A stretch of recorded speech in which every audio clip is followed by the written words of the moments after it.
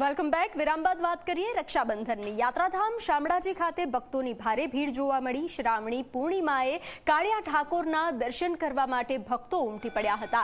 વહેલી સવારથી ભક્તોની ભીડ જોવા મળી હતી। ભક્તોએ ભગવાનને રાખડી અર્પણ કરી હતી। ભગવાનને સોનાની રાખડી બાંધવામાં આવી હતી।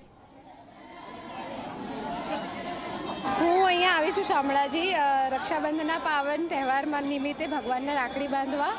ભગવાનને હું એક સારથી તરીકે ગણું છું, એટલા માટે હું આવી છું અહીંયા અને હું બહુ શ્રદ્ધાથી આવી છું। અહીંયા બહુ સારું લાગે છે કે આટલી બધી પબ્લિક આવી છે અહીંયા ભગવાનને દર્શન કરવા। સરસ રીતે દર્શન બી થઈ ગયા મારા।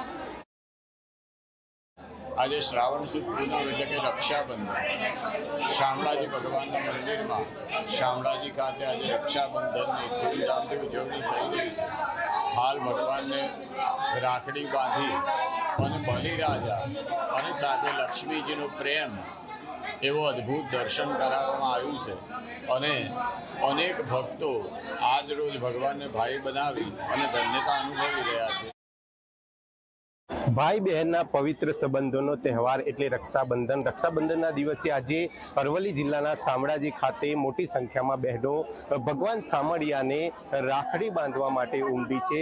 ભગવાન શામળિયાને રાખડી બાંધીને તેમની રક્ષાની તેઓ પ્રાર્થના કરશે। ત્યારે વહેલી સવારથી જ જે બહેનો છે તે ભગવાન શામળિયાના દર્શન કરવા માટે શામળાજી ખાતે વહેલી સવારથી પહોંચી છે। લાંબી લાઈનો લાગી છે। ત્યારે આજે જે ભાઈ બહેનના પવિત્ર તહેવાર ને લઈને બહેનો ભગવાન શામળિયાને રાખડી બાંધીને તેમની રક્ષા માટે પ્રાર્થના કરશે।